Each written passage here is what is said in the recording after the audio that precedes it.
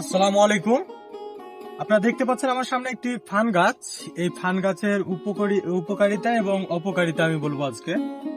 তো এই ফান গাছটি আসলে বেশিরভাগ সময় এই ফান গাছগুলো দেয়ালের ধারে বা আদার্স দেখা যায় যে দেয়ালের কোনো জায়গাতে ছিদ্র আছে সেই জায়গাগুলোতে বেশিরভাগ সময় দেখা যায়, এবং জঙ্গলে যে জায়গাগুলো শীতশীতার সাইজে থাকে, যে স্যাঁতসেঁতে, ওই জায়গাগুলোতে বেশিরভাগ সময় এই ফান গাছগুলো হয়।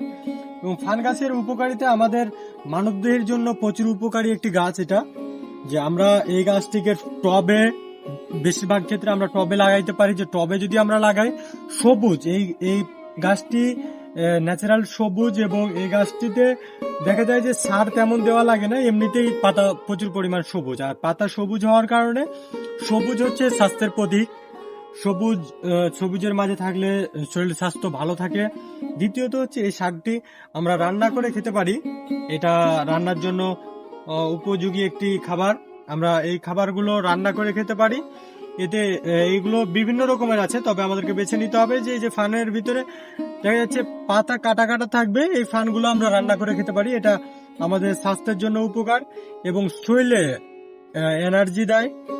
আমাদের যদি এই গাছগুলো বাসার ভিতরে থাকে, ক্ষতিকর ব্যাকটেরিয়া মাটি থেকে শোষণ করে, এবং ক্ষতিকর ব্যাকটেরিয়া যেগুলো বাতাসে উড়ে সেই ব্যাকটেরিয়াগুলো শোষণ করে এই গাছে।